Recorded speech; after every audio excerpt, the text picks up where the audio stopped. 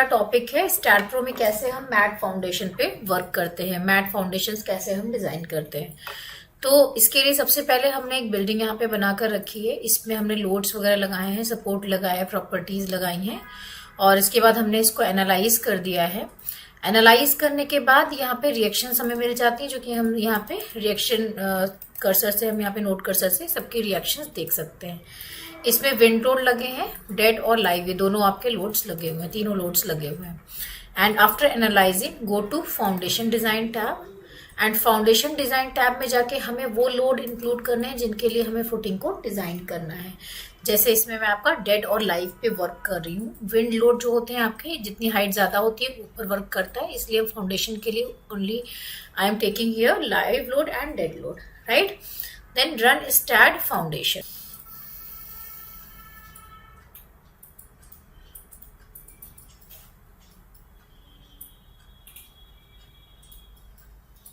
Run start foundation करने के बाद हमारे पास यहाँ पे एक फाउंडेशन का इस तरह से टैब खुलकर आया, जिसमें हम जॉब सेटअप में जाते हैं, create a new job, job name mat, job type mat, design code Indian and unit SI. Mat foundation use कब किया जाता है?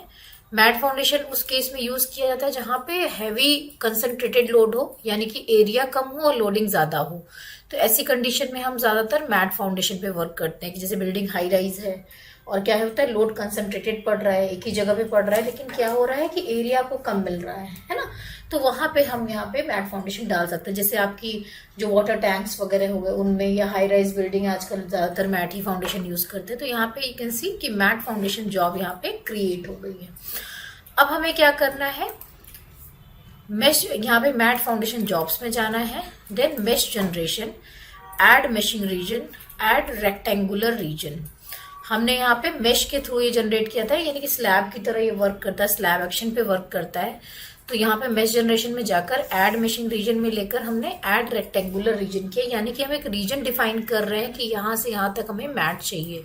तो जैसे यहाँ पे हमने -1 ले लिया जेड एक्स कोऑर्डिनेट में एज ए मार्जिन, और 15 बाई 15 का हमने यहाँ पे मैट ले लिया और ऐड रीजन किया। तो आप देख सकते हैं इस तरह से मैट का एरिया पूरा ऐड हो गया है। मैशिंग सेटअप में गए, सेलेक्ट किया अपने रीजन को एंड यहाँ पे कोई सा भी नाम दे दिया, जैसे मैंने मैट दे दिया और इसको ऐड कर दिया।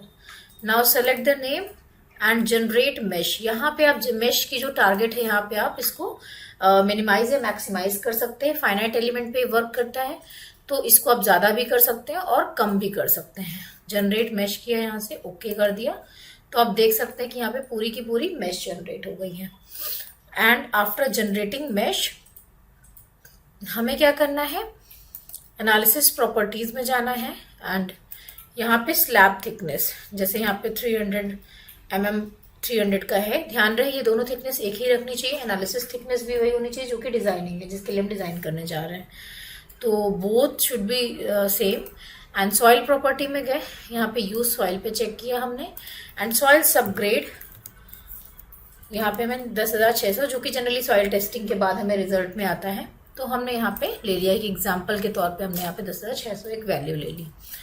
एंड यहाँ पे मैट स्लैब एनालिसिस में गए, यहाँ जाकर हमने इसको एनालाइज कर दिया और run analysis.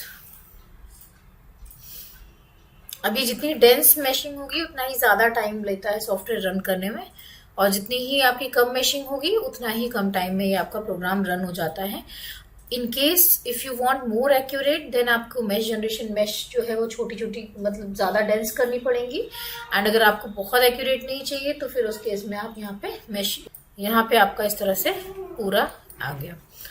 Output view option में जाना है, आउटपुट व्यू ऑप्शन में जाकर स्ट्रेस टाइप मैक्स एब्सोल्यूट कर लिया हमने यहाँ पे, और देखा कि यहाँ पे स्ट्रेस आ रहे हैं आपके कलर के अकॉर्डिंग। ये देखिए यहाँ पे कलर्स हैं, कलर यहाँ पे डिफाइन कर रहे हैं कि क्या आपको स्ट्रेस आएगा। मैक्सिमम एब्सोल्यूट के अकॉर्डिंग आप कलर यहाँ पे, कलर के साथ साथ स्ट्रेस, बिकॉज एक पर्टिकुलर जगह पे स्ट्रेस बताना मुश्किल है। So in case of mesh generation हम लोग क्या देखते हैं कि कलर के अकॉर्डिंग इसको एक्सप्लेन किया जाता है, ठीक है। अब उसके बाद हमें जाना movement envelope generation. Select load type में use all load cases and generate movement envelope. Generate movement envelope किया, यहाँ से मूवमेंट पूरी इन्वेलप जनरेट हो गई है। Now go to design parameters, set all parameters FC FY ये सब कुछ यहाँ पे सेट किया और हमने इसको डिजाइन कर दिया। डिजाइन करने के बाद हम यहाँ पे रीइंफोर्समेंट जोनिंग आसानी से देख सकते हैं। रीइंफोर्समेंट जोनिंग में आपको यहाँ पे 4 तरह के यहाँ पे स्लैब फेस मिलेंगे, longitudinal top bottom, transverse top bottom. Choose any face and create zone.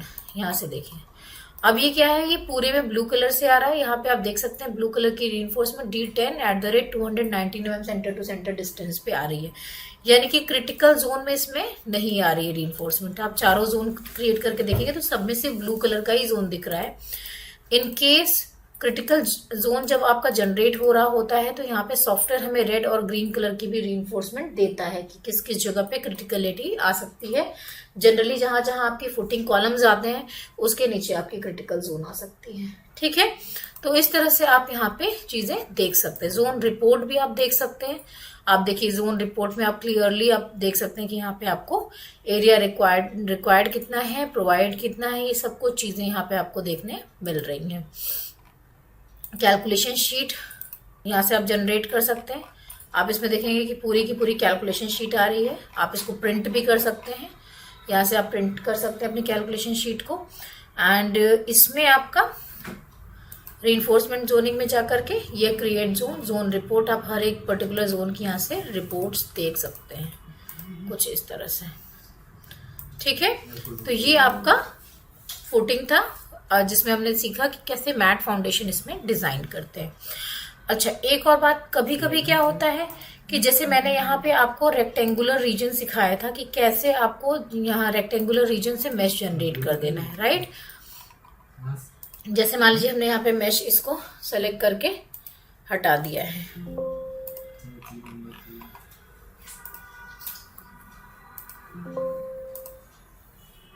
ये हमने सपोज ये जॉब ही आपकी डिलीट कर दी।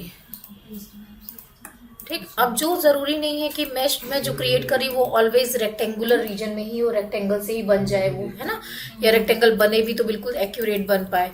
तो उस कंडीशन में ना इसमें एक वो होता है आपका पॉलीलाइन से बनता है। जैसे मैट फाउंडेशन में गए, मेश जनरेशन में गए, हर बार हमने रेक्टेंगल से काम चलाया था, रेक्टेंगुलर लेके यहाँ डेटा फीड किया, अपने आप एक रेक्टेंगल बन जाता था। आपको करना क्या है, इस बार इसमें पॉलीलाइन लेकर वर्क करना है। यहाँ पे टूल होता है पॉलीलाइन एंड क्लोजली वर्क करेंगे इसके, तो आप देखेंगे कि आप ज्यादा एक्यूरेट बना पा रहे हैं। या अगर कोई दूसरी इरेगुलर स्ट्रक्चर है तो उसके लिए भी मेश आप इजीली बना पा रहे हैं, right. And the width length आपको मैट एरिया की कैसे पता चलेगी, उसके लिए आपको जाना है, यहाँ से नोट कर्सर उठाइए और इसके रिएक्शंस को ऐड कर दीजिए सबको, कि डेड लोड लाइव लोड के थ्रू कितनी रिएक्शंस आ रही हैं। उस रिएक्शन को आपको बियरिंग कैपेसिटी से डिवाइड कर देना है। एंड बियरिंग कैपेसिटी से डिवाइड करने के बाद you will get the area of your matte foundation, और उसी एरिया को रेक्टेंगल या स्क्वायर के पैटर्न में आपको चारों तरफ ड्रॉ कर देना है। ठीक है, फॉर एग्जाम्पल जैसे हमने इसको जोड़ा, हमें जोड़ने के बाद पूरी की पूरी जो फुटिंग की मिल रही है 1000 मिल रही है, 1000 आपकी किलो न्यूटन आ रही है। अब सपोज आपकी जो वेयरिंग कैपेसिटी है वो 10 है, तो जब आप 1000 को 10 से डिवाइड करेंगे तो आपको 100 मिल जाएगा, यानी कि जो आपका मैट का एरिया है वो कितना बाई कितना निकल कर आ गया, वो 10/10 निकल कर आ गया। तो इस तरह से आप इसमें काम कर सकते हैं। अब 10 ब्लॉक्स इधर चले, 10 ब्लॉक्स इधर चले, तो आपका ये चीज निकल कर आ जाएगा। उस तरह से हम डिफाइन कर सकते हैं।